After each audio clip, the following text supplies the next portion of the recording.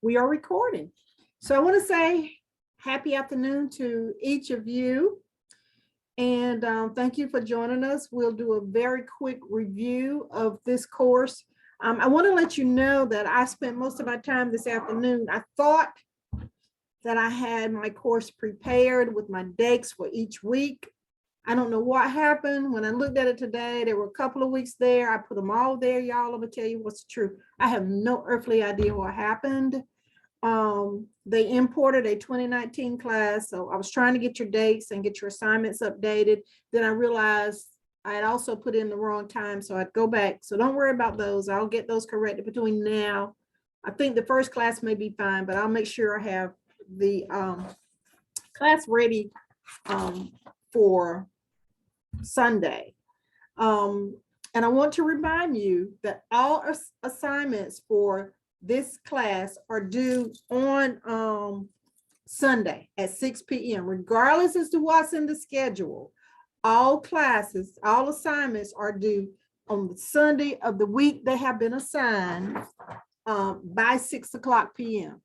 All assignments are due the week they are assigned on Sunday on or before 6 o'clock p.m. Okay, so regardless as to what I've missed in your Moodle shell, those classes are those assignments are due at that time.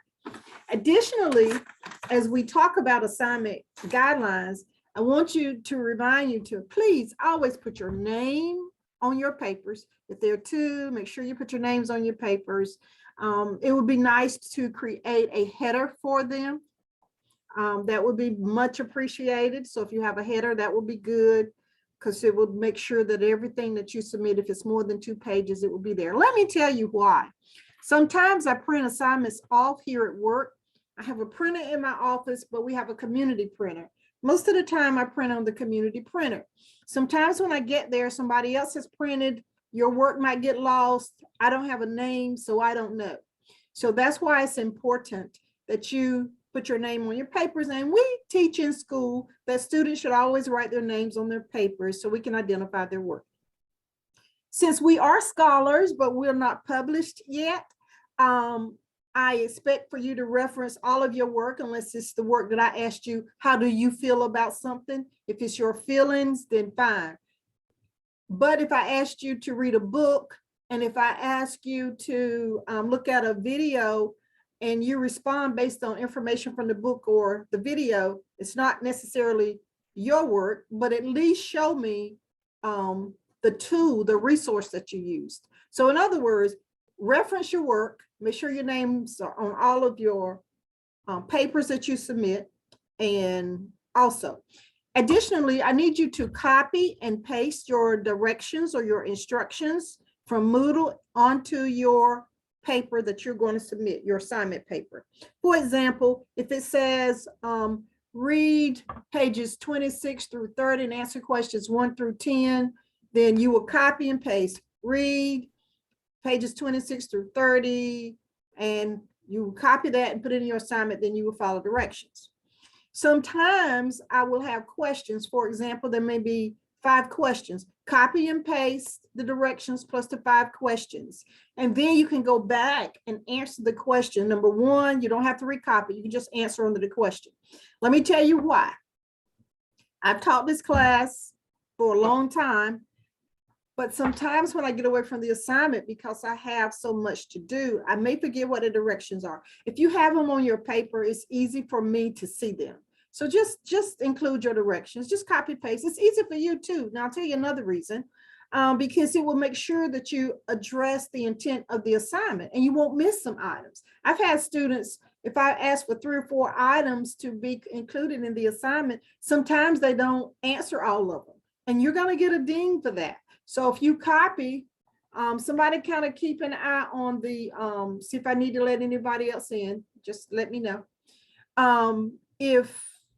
If you don't complete or answer all the requested parts of the assignment, of course you get marked down for that. So that'll help with that. All right, so if you don't put your name on your paper, I'm going to automatically take 10 points. If you don't reference your paper, I'm going to automatically take 10 points before I even grade it. And if you don't copy and paste, I'm going to take 10 points. Okay, automatic. Now, late assignments are not encouraged. I know things happen sometimes, but please, if they do, let me know. Please don't wait till the assignment was due to say, oh, I had an emergency. Okay, so just let me know ahead of time, or when the emergency happens, if you shoot me an email, even if I don't get it until afterwards, at least you sent it. At least you sent it. It's not your fault that I didn't get it, but at least you sent it. So if an assignment is late, it's -5 points per every day. For example, it's due on Sunday, so Monday is 5 points, Tuesday is 10 points, Wednesday is 15 points.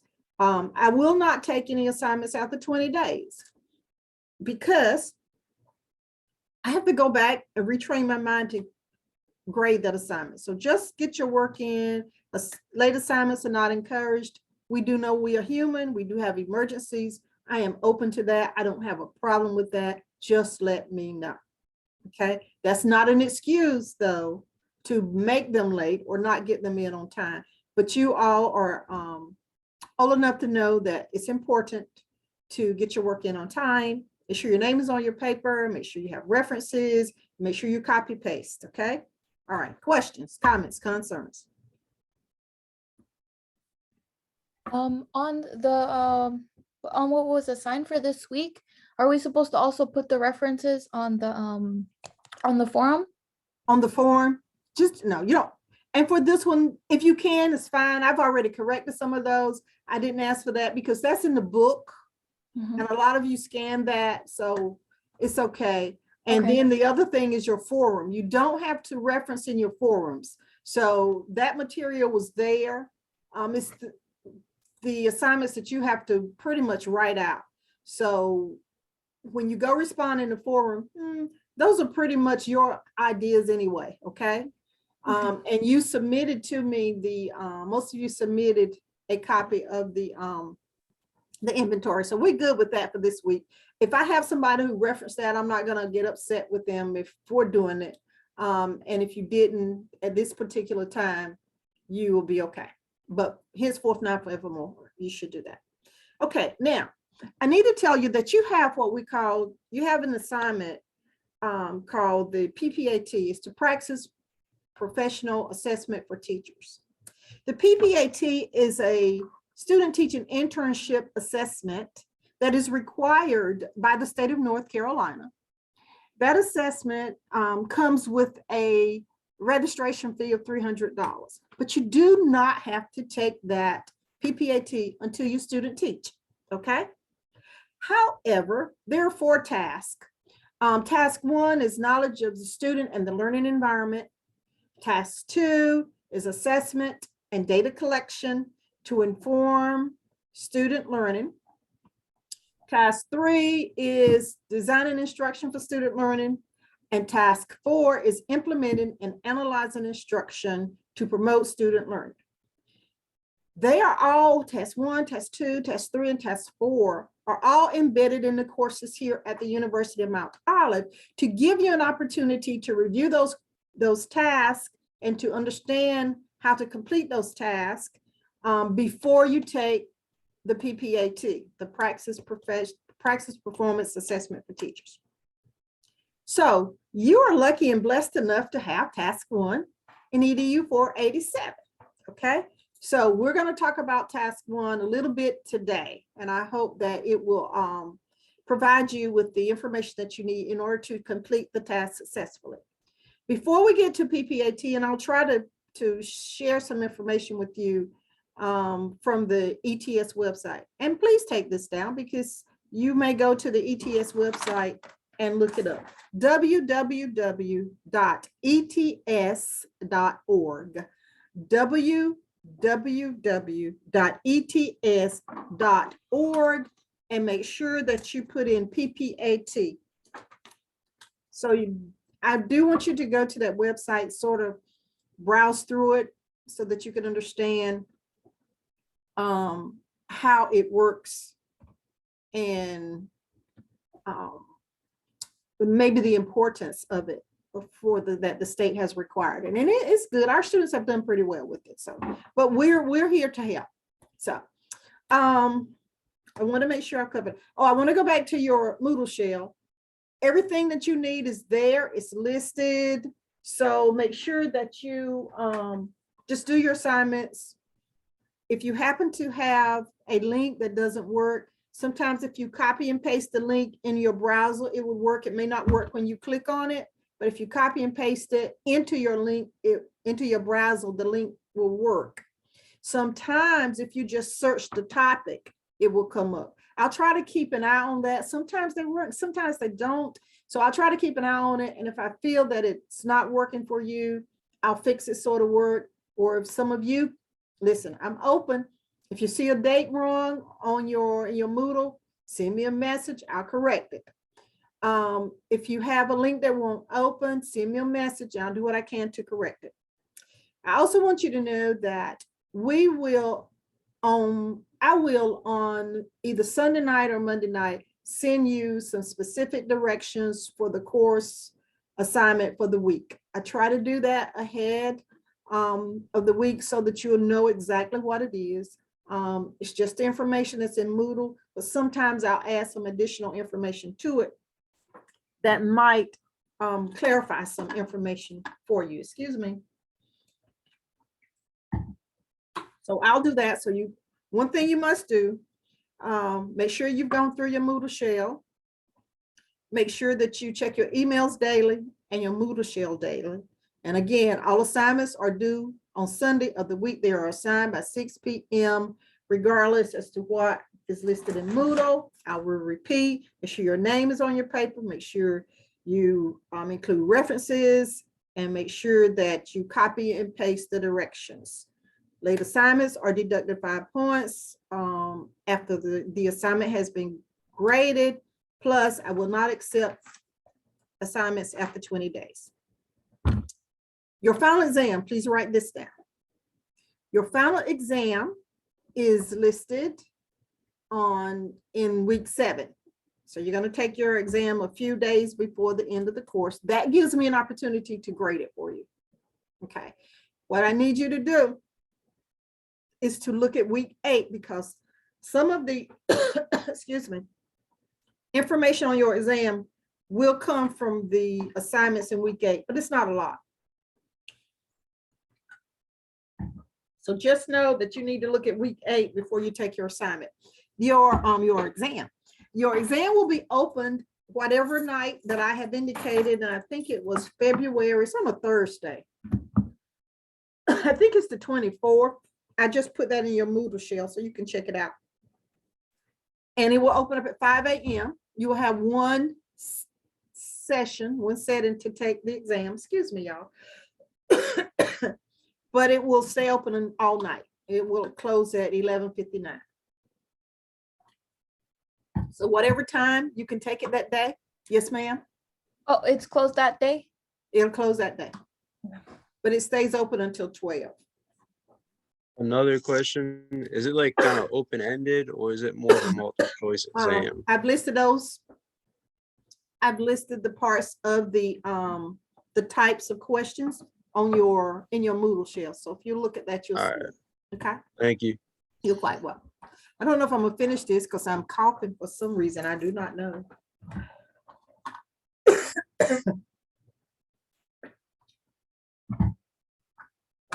Okay, let's see if we can talk about looking at your Moodle shells or anything else you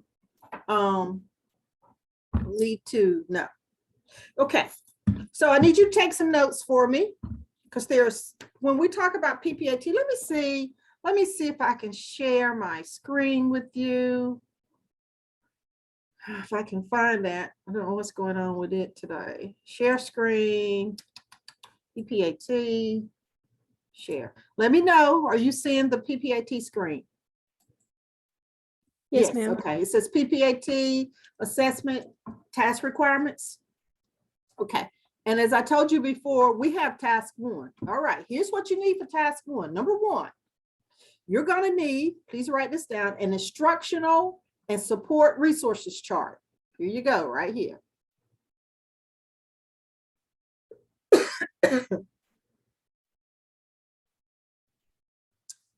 The second item that you're going to need is a contextual factors chart.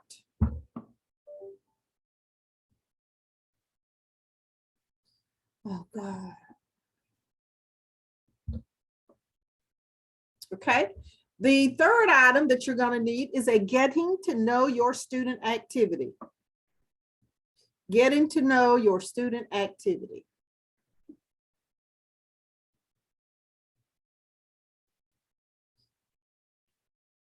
And the fourth item that you're going to have to prepare will be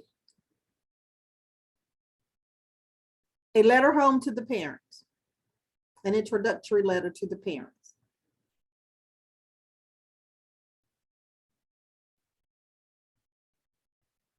So the 4 items, and you can put beside it requirements or assignments. These are called artifacts. So you're going to need an artifact that's an instructional support and resources chart.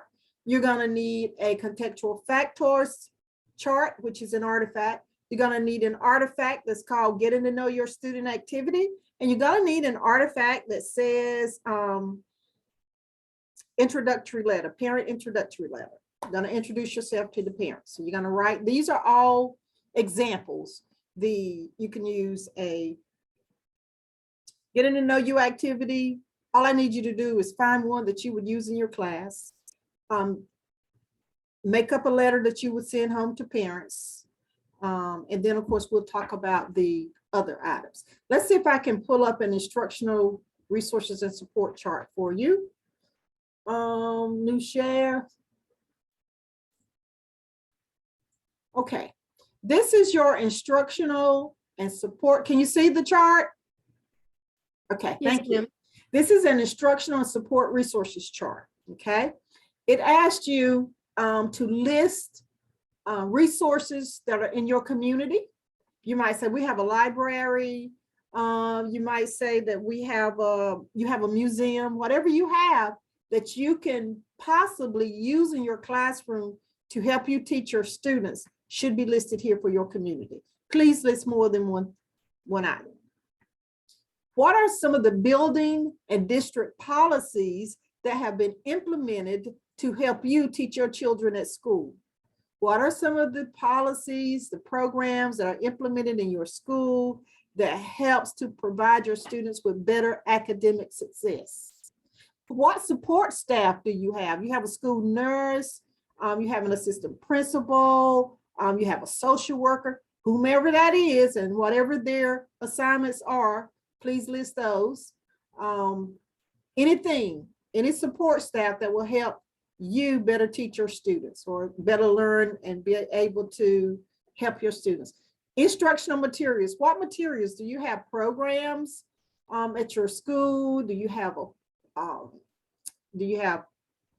whiteboards? And I think there's one for technology. Yeah, you have instructional technology. Then you have curricular programs. We used to have something called Accelerated Reader, but there's so many STAR programs. There's so many programs there. Does your school subscribe to a program? Do you have access to student records or data? And if so, most of the times they are stored within the principal's office or the guidance counselor's office. So instructional materials, the materials you use to teach your students with. Now, let's say that you don't have a school. Some of you may be teaching, some of you may be in daycares. Use your daycare information.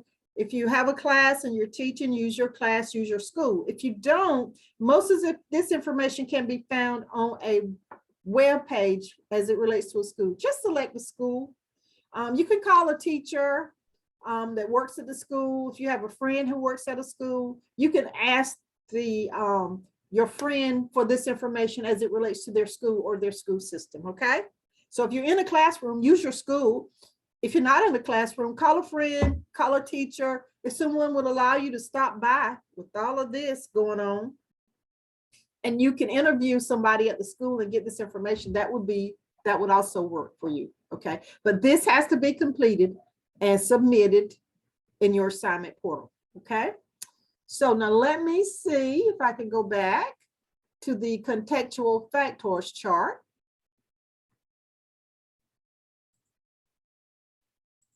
Okay. All right, this is the second chart. This is the contextual factors chart, okay? It's the same thing. What are some of the factors that affect your students' academic achievement or affects the learning? You can read the directions. I'm not going to read them to you, but here they are. Read the chart. This is artifact number 2 that has to be submitted. It says the type of factors in your teaching assignment. Knowledge of individual students. What are some of the lived experiences or personal histories of your students? You can list that there. What are the cultural or linguistic assets? Or do you have Hispanics? You have Black students? Where do your students come from? You can share that. Do you have students? What are the academic needs? What are the languages spoken in your class with your students? Any areas of interest that you have that you can share here that would help to illuminate who you have in your class. General classroom information, again, what grade level do you have, age of the students, what content do you teach, and other factors that are pertinent to understanding who you have in your class or what you're teaching, okay? So if you're not teaching, there again, contact someone who does teach and base it on that, because that's all you need to do. We need to know that you've had an opportunity to look at this form. So when you're student teaching, you won't say, oh, I've never seen this. So we want you to know that this is what it is, okay? School district, and there's a school and a district. What is the culture of the school where you are? What are some of the norms? What are some of the policies? What are some of the procedures? Is there any family engagement? I worked as a principal at one school and my students, my parents didn't show up. So I decided that my family or my parent engagement was if I had an announcement and we had speakers on the outside, and if the announcement went out to the community, then for us, that was engagement. That was parent participation. At least they could hear. Because they didn't come. But I hope it's different now for a lot of people. So just read here and just include this information. For the district's free and reduced lunch, what's the graduation rate? Are there any students in your school or your system with IEPs, if you can get that information? And then what about your community? And you can read and see the kinds of things that they would like for you to have there. Are there any questions, comments, or concerns?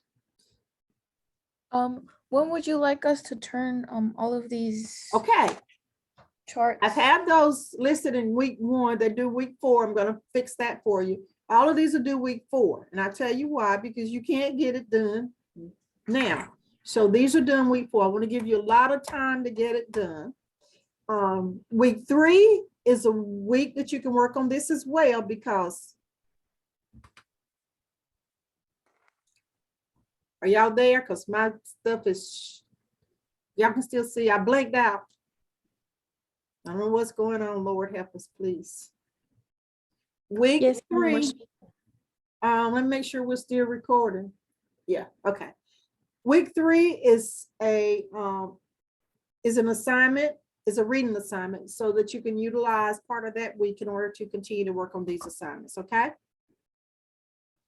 What I plan to do, I am going to add samples of the contextual factors chart, the resources chart, a sample letter, and a getting to know you activity.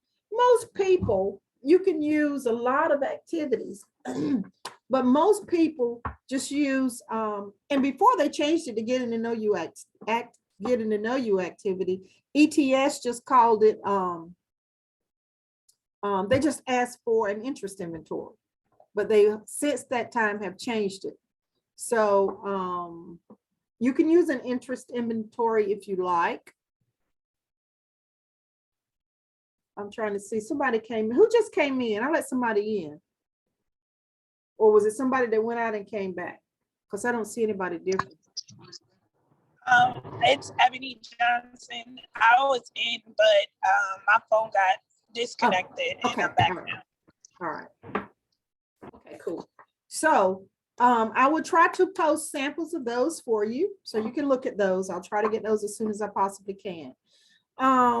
In your letter, please jot this down. For your letter, Here's what I need you to do for your letter, home to the parents. It's an introductory letter, so introduce yourself, tell who you are. Don't let your introduction take up the entire letter, but just enough to let them know who you are. Talk about the demographics in your classroom. You may say we have a wide variety of students in our classroom. Talk about how you are going to address the needs of that group of students in your classroom. And also you may end your letter by stating how the parent can get up with you, if they need you for anything. You may want to also include somewhere in the letter that if your parents have any skills or talents that they like to showcase in the classroom, to let you know. Just dress it up, but make sure that you introduce yourself, that you talk about the demographics in your classroom, how you are going to address the demographics in your classroom as it relates to teaching, how you're going to teach all the learners in your classroom, and of course, how those parents can get up with you. So there are 4 items specifically that you need for that letter. Again, I will place samples of those letters for you. Okay. And I think, okay.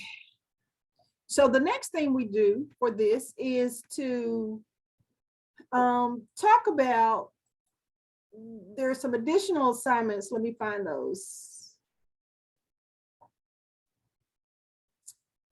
Task 1.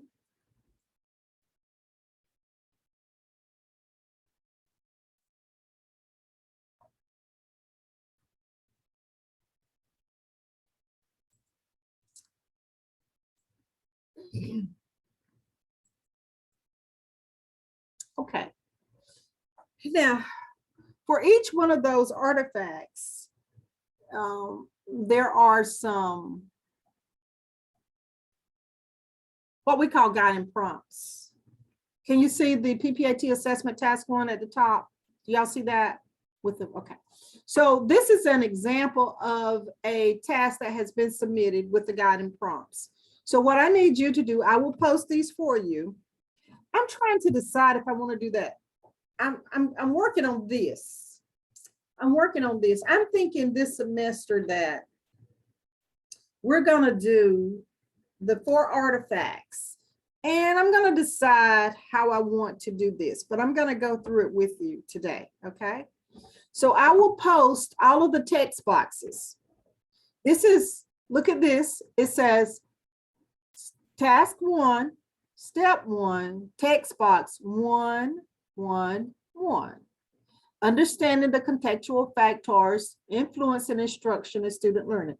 That's the contextual factors chart, okay? You understand that? All you have to do is complete that factors chart, contextual factors chart, as it relates to the school that you select or the teacher that you taught with. Just upload that. You do nothing else with it. I just need to know that you know how to get that information when it's time for you to get it, okay? All right. Then you are to read. There are 2 examples. Example 1 is the met and exceeded standards. And example 2 is did not meet or partially met the standards. Okay, so what I need you to do is to just read the guiding prompts to see what they are about. Then I need you to read the prompt response. It says instructional strategy, the learning activity, the instructional strategy for the school and district factor, the learning activity.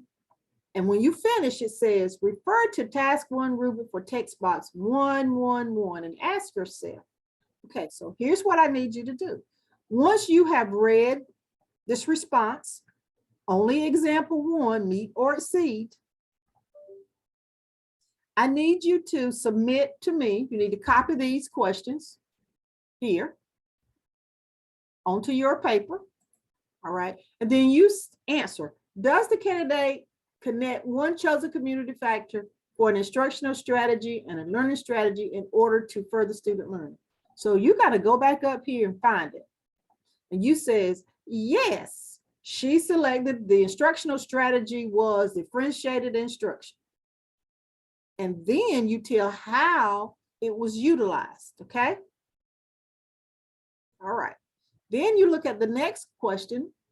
Does the candidate connect one chosen school district factor to an instructional strategy and a learning strategy in order to further student instruction?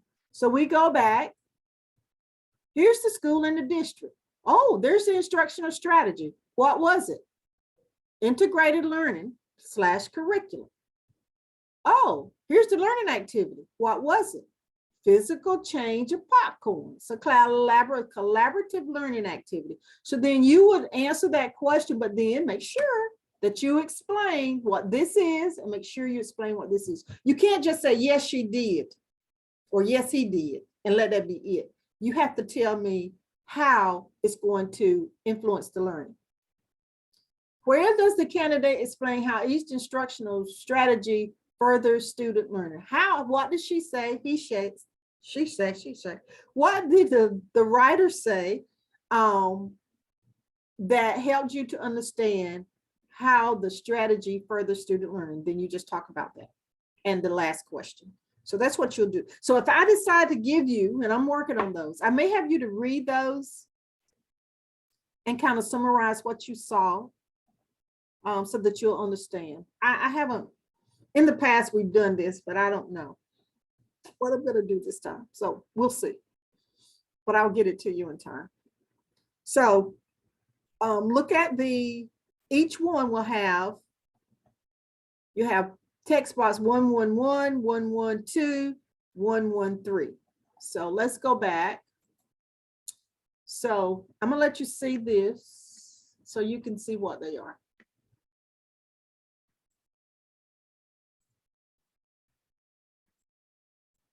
Can you see the library of examples? Okay, so for task 1, you have a factors, resources, and protocol. The one we just talked about was 111, understanding the contextual factors. And I picked and I will pick elementary. Everyone that I give you will be elementary simply because it's in the middle. It's early childhood, elementary, and then middle school and high school. So we'll do all of these will be elementary. But if you're an early childhood major, you might want to just glimpse at these, or math or music or PE or science. So they're there for you. So we have a 1.1. We have a 112, available resources. We have a 113, norms, protocols, and assignments. And then we go to step 2, the knowledge of students. Then you have a 121, then you have a 122, and then you have a 123, okay? So all of those, if we decide to do those, will be there for you, and all of them will be the elementary one. They will look just like the first one that we did. I'm going to show you this one. Do you see? So you say task 1, step 1, text box 112. The other one was 111. So you see, you have the guiding prompt, which is meet, sort, seeds. So you're going to read that, and there are your questions. They're all just like this. You do not have to read example 2 unless you just want to. If you're sitting around the house eating popcorn and drinking a Pepsi for the afternoon and you want to do something, hey, have at it. Read number 2. But they said that number 1, example 1, met and exceeded the standard. So that's the one I'm using. Okay, that's the one that you. So now when we do this, and I'll let you know, so read your emails extremely careful, because when you do this one will be for your support resources chart. The other one is for the contextual. So this is support and resources. So what you would do with this one would be to upload your chart, and also upload the answer to these questions. So that assignment portal will have 2 items. Both items will count as a grade. If you upload just your chart and not the responses, that's 50 points. So in order to get 100 and then I start grading back from there, you must do your questions plus your chart. Upload the chart plus the questions. Upload your correspondence plus the question. Or upload your getting to know you activity plus the questions. Okay.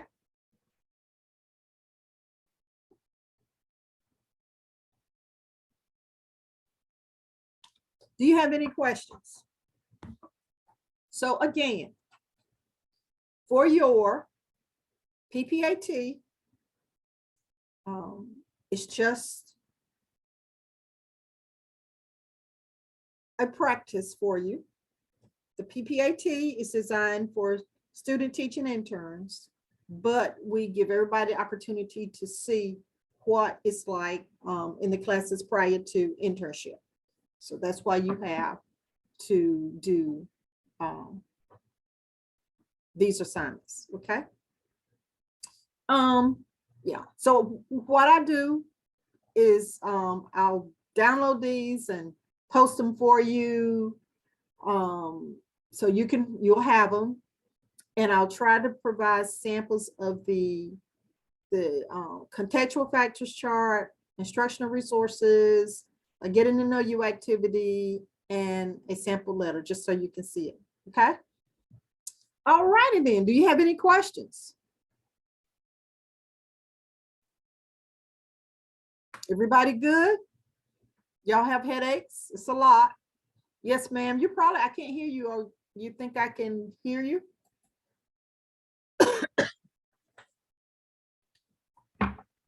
Yes, ma'am.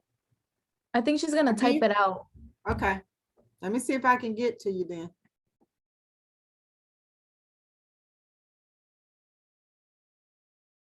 Where's my chat? Where's my chat?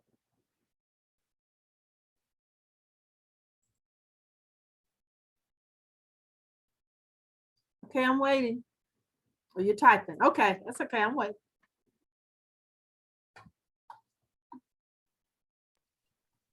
Dr. Bell, while she's typing, this is Ebony Johnson. So a question that I had, I was playing around with the Moodle last night, and I was just looking at the PPAT assignment, trying to understand it. And my phone did go out for a little while, so I will go back and look at your Zoom. So it's not a paper that we're doing, it's just questions that we need to ask, and forms that need to be done. Okay, yes. There are 4 artifacts: the contextual factors chart, your instructional resources chart, support chart, your, excuse me, you're getting to know your student activity. It can be, as I said, an interest inventory for your grade level. Or you can Google getting to know your activities, and whatever you do, just decide whatever it is and upload that. And of course, your letter. So those are the 4 artifacts that you have to have. Well, I'm so scared of this.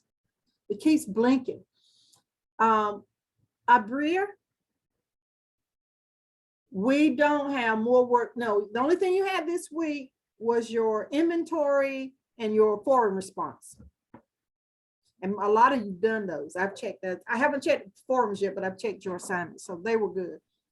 We don't have to do the papers that are due this week. I think there's like 3 or 4 of them on the Moodle. It I don't know says what papers you were talking about. artifact upload. I just told you, Nicholas. Oh, yeah. I just read it. They I are just read it. there. Listen, I put them in, they're due week, that's okay. They're due week 4. I put them in week 1 so you can see them, so I can talk to you and you can get started working on them, okay? I'll move them.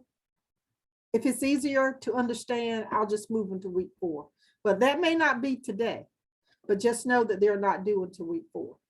And this video may not get posted until, if it finishes up, let's see how long we've been on. Depends on how long it takes it to download. I may get it today before I leave. Are there any other questions? Nicholas, those artifacts are not due until the 4th week, okay? I got you. Okay. I read the whole thing now. It make a whole lot more sense. Okay, good. And then of course you have an assignment for week 3, but it's not one that has to be submitted to me. You have to take notes for that chapter, but that allows you the opportunity to work on these as well. Okay. I'm going to try to post examples. I'll do my level best to get that done before I go today. So do you have any other questions, any comments, any concerns? Ebony, do you understand now? Yes, ma'am, and happy early Founders Day. Thank you. I appreciate it. Are we allowed to work ahead, like work into the next weeks You if we get our work done? You certainly may. And as you're doing that, if my dates are wrong for assignment submissions or times, let me know. All right, The thank you so time, much. the submission times are, I think, wrong somewhere. Well, it's 18. It might be right. When I did the exam, I thought I had done it incorrectly, but I'll go back and check. So it should be 1800. All your assignments open up at 5 o'clock that day, a.m. and close at 1800 on Sunday. That's 6 o'clock. So if that's not there, then I'll correct it. Just let me know. But yes, you are allowed to work ahead. All right, thank you. You're quite welcome. Anything else for the good of the group?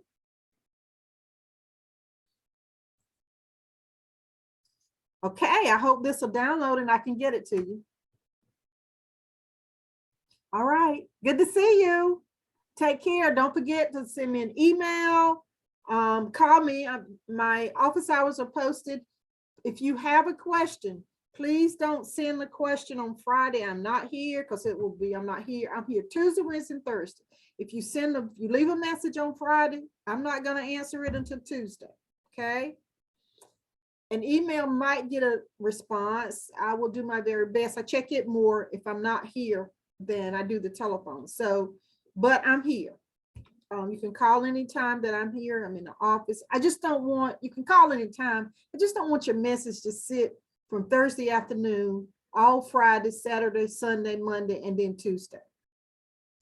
An email is better. And as I said, if there's an emergency, it's something that you need, just send an emergency that you can't get something done, you need to send the email. And as I said before, even if I don't read it until after I've checked the assignments, at least you send it prior. Okay, that's all I'm saying.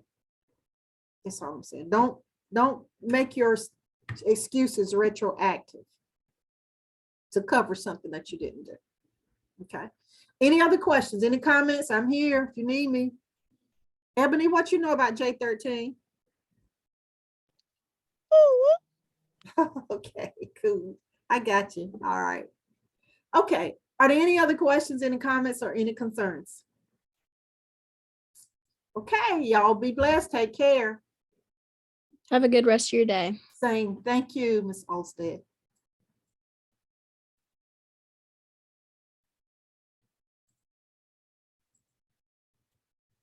Trying to close.